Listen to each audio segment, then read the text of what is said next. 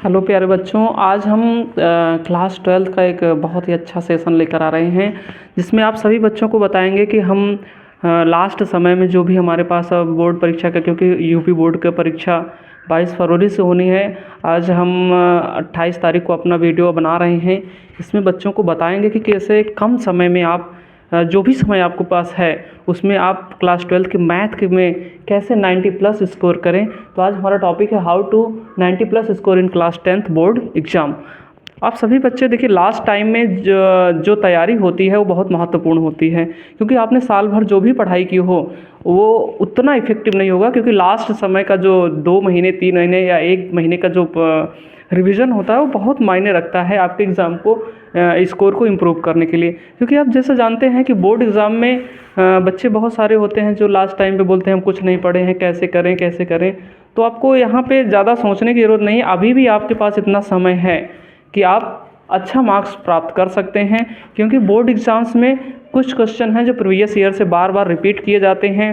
उन प्रश्नों को आप बहुत ध्यानपूर्वक समझिए और लगाइए। और हाँ, अगर आपको कोई बहुत बड़ी बुक नहीं पढ़ना है, आप क्लास 12 की NCERT दोनों बुक आप 2 पार्ट में है, एक प्रथम भाग है और दूसरा भाग है, दोनों भाग को आप अच्छे से क्लियर कर लीजिए और उसमें उदाहरण भी देख लीजिए। कई बच्चे हैं उदाहरण पे थोड़ा सा कम फोकस करते हैं, लेकिन NCERT पढ़ रहे हैं तो उसका एक एक टॉपिक आपको क्लियर होना चाहिए।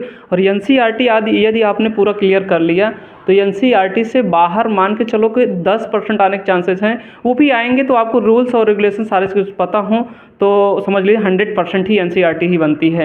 और टू द पॉइंट क्वेश्चन की बात करें तो कम से कम 90 प्लस क्वेश्चन ऐसे हो 90 मार्क्स से प्लस क्वेश्चन ऐसे होते हैं जो कि आपको NCERT से ही मिलते हैं।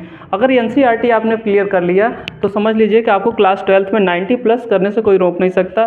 इसके लिए मैं बहुत बड़ी बड़ी किताबें रिकमेंड नहीं करूँगा। हालांकि आपको कंपटीशन में जाने के लिए बहुत सारी बुकें पढ़नी पड़ती हैं, लेकिन एज यहाँ पे क्योंकि हमें बोर्ड एग्ज़ाम को ध्यान में रखते हुए पढ़ना है कि बोर्ड एग्ज़ाम में हम कैसे अधिकतम स्कोर कर लें, उसके बाद तो हमें पढ़ना है। क्योंकि भाई 12th के बाद हमें आगे जाके बीटेक करेंगे या नीट की तैयारी करेंगे, कुछ भी करेंगे, कि बोर्ड एग्ज़ाम है। बोर्ड एग्ज़ाम में जब आपका अच्छा मार्क्स रहेगा तो आपका मनोबल वहाँ से कहीं ना कहीं बढ़ा रहेगा। हालांकि आगे कंपटीशन ये डिपेंड नहीं करता है, लेकिन एक बोर्ड अच्छा एग्ज़ाम या जब हम अच्छा परसेंटेज बनाते हैं तो वहाँ पे मेरा हम सभी बच्चों का या जितने भी स्टूडेंट्स हैं उनका एक मनोबल कहीं ना कहीं अच्छा होता है, जिससे वे आगे की जो भी तैयारी करते हैं उसमें बहुत अच्छा परफॉर्म करते हैं। और सबसे पहले जो क्लास 12 के जितने भी बच्चे हैं पेशेंस बनाएं, आपने जो भी आपने पढ़ा है अभी से आप स्टार्ट करिए। आप एक एक चैप्टर में जो आप अनसॉल्व पेपर उठाइए, प्रीवियस ईयर में जो भी क्वेश्चन पूछे गए हैं देखिए जैसे आप भी हुआ उसका एक कुछ चैप्टर हैं उनके फिक्स सवाल आते हैं, पहले उन सवालों को देखिए जो आपके एग्ज़ाम में टू द पॉइंट हर हाल पूछे जाते हैं। क्योंकि जब तक आप पूरा आप एनालिसिस नहीं करें पेपर कैसे पूछता है, पेपर को समझिए, उसमें पेपर देता कैसे है। कुछ चैप्टर हैं जैसे आपको पहले संबंध और फलन के एक क्वेश्चन 100% उसमें से बनना है, जिसमें तुल्यता संबंध दिखाना होता है, वो भी एकदम समझ लीजिए डिट्टो क्वेश्चन होता है, किताब से ही पूछता है, कहीं बाहर से नहीं पूछता है।